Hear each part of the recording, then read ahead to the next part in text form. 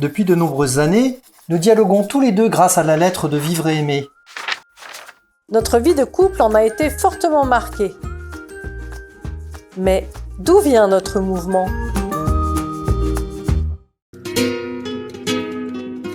Espagne, 1952.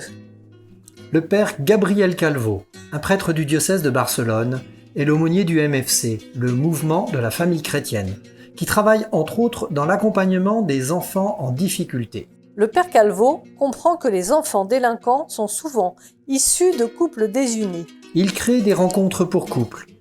Puis, en 1962, des retraites, appelées rencontres conjugales, pour que maris et femmes apprennent à mieux communiquer et apprennent à développer, au quotidien, une relation de qualité.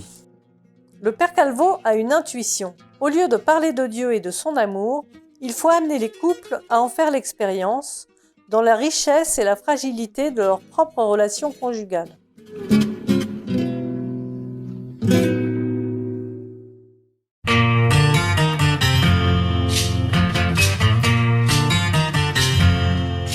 En 1967, le père Calvo et le couple Pic se rendent au congrès du MFC aux États-Unis.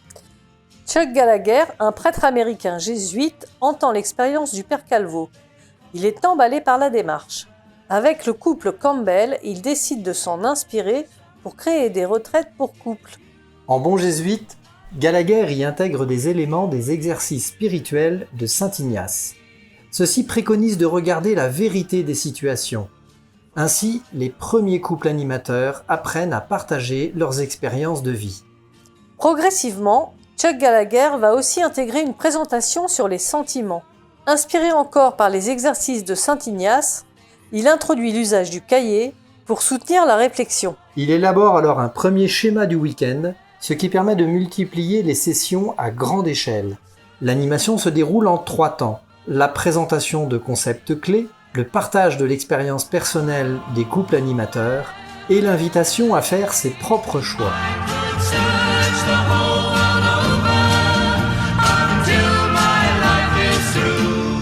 Écoutez Chuck Gallagher lui-même nous raconter l'incroyable développement du mouvement. Beloved brothers and sisters in the body of Christ, now thinking about you brings up so many fond memories. We started with one couple and one priest in a small town in Long Island, New York. We didn't know what we had. We really didn't.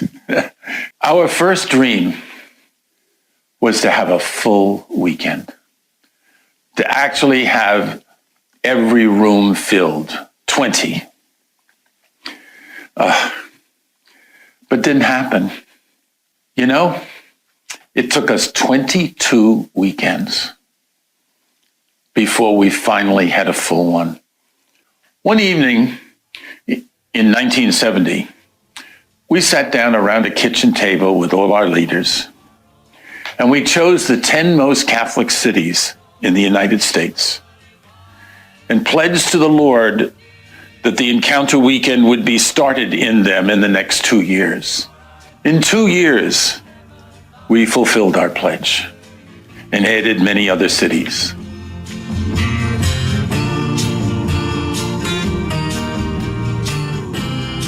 « 1972 est une année importante pour notre mouvement.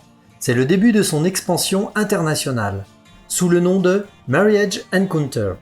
Des équipes américaines viennent donner des week-ends en Irlande du Nord et en Angleterre. La même année, le cardinal belge Suenens, qui a vécu une des premières sessions américaines, demande au père Guido Herbeau d'aller vivre une session aux USA, donnée par Jim et Barbara Shine et le père Gallagher, avec la mission de l'importer en Europe.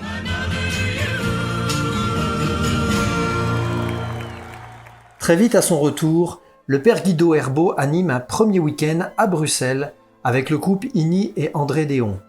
Le père Herbeau sera ensuite très actif dans le développement de Marriage Encounter en Europe, avec un autre couple belge, Marie-Jeanne et Édouard Legros.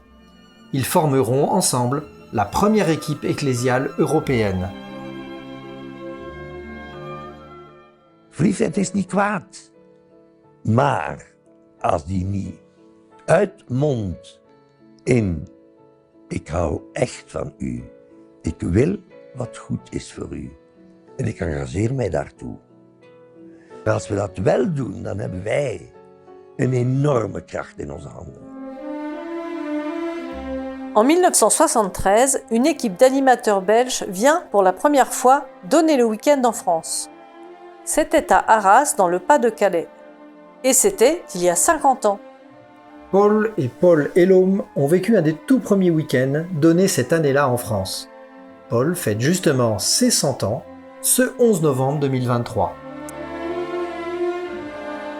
À partir de 1973, en Europe, le développement de mariage encounter se fait dans deux dimensions, le week-end et la communauté.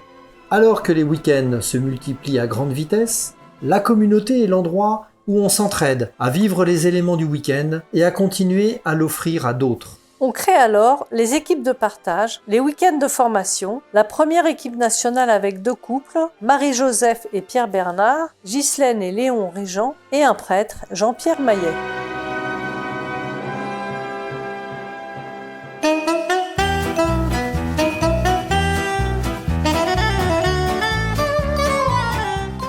Quelle belle personne on a rencontrée, grâce à Vivre et Aimer, que de choses on a vécues et qu'on a pu faire vivre aussi sans le savoir, quoi. Il n'y avait pas de pont à ce moment-là, ça n'existait pas. Mais par contre, on avait un couple qui venait de Nantes et qui venait nous rencontrer. Il faut dire qu'au début, on a connu, quand on a vécu notre week-end et juste après, une communauté, j'allais dire, un peu pionnière, où chacun faisait ce qu'il pouvait du mieux qu'il pouvait. Mais comme le nombre était relativement restreint, on faisait tous plusieurs choses à la fois et tout allait bien comme ça. En 1977, c'était très américain. Effectivement, on enlevait sa montre, on avait des horaires très très stricts, il y avait des règles très précises. Il y avait des chants en anglais, il y avait même des textes en anglais. Les listes des premiers week-ends qu'on a donnés, dans les années 82-83, il y avait 25 couples participants et 3 prêtres. Donc voilà. On en rêverait aujourd'hui, hein, c'est sûr. Bon. On était très vite aussi mis dans le bain, c'est-à-dire on a vécu notre premier week-end en 77, on a été appelé au week-end appro en 78 et on a donné la première série du week-end de couple en 79. Donc voilà, on a donné la deuxième série en 80 et la troisième en 81. On avait une année, pendant qu'on donnait la première série, on écrivait la deuxième. 3 points d'abord, 5 points ensuite. C'est celle-là qui... Et on est resté sur ces 5 5 points. Et c'est celle-là qui nous a fait vivre quand même, parce que qu'est-ce que je peux faire de mieux avec tout ça pour mieux t'aimer? C'était simple, c'était quels sont mes sentiments, qu'est-ce que je me dis et qu'est-ce que je me vois faire. Il manque quelque chose quand même. Alors qu'après, c'était mais quel est le besoin à travers ça que je privilégie et comment je peux marcher sur mes 2 pieds à la fois, quoi, au lieu d'être en déséquilibre continuellement.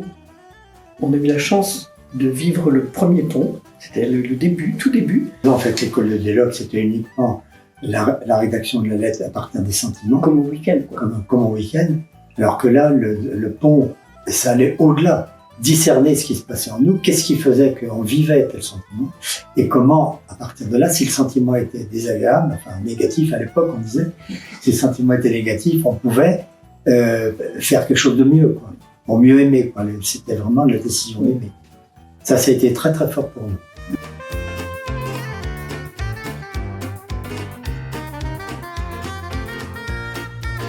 Toute ma vie avec toi, pour grandir à chaque pas, l'un et l'autre ensemble, accordés pour vivre et pour aimer, pour vivre et pour aimer.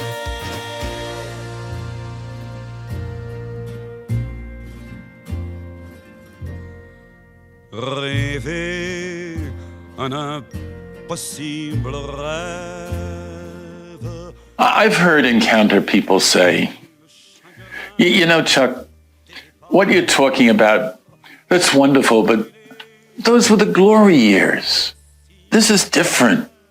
They have gone, those days. Yeah, you're right. It's different today. The need is even greater. There is so little support for marriage. Love isn't love until you give it away. Marriage Encounter is not ours. It belongs to those who haven't made it yet. The most important people in the encounter are those who haven't yet done a weekend. We can change the world. That's not a slogan, my brothers and sisters, but a mission. These, my dear ones, not the old days, but today. These are the glory days. Dream big, but start small.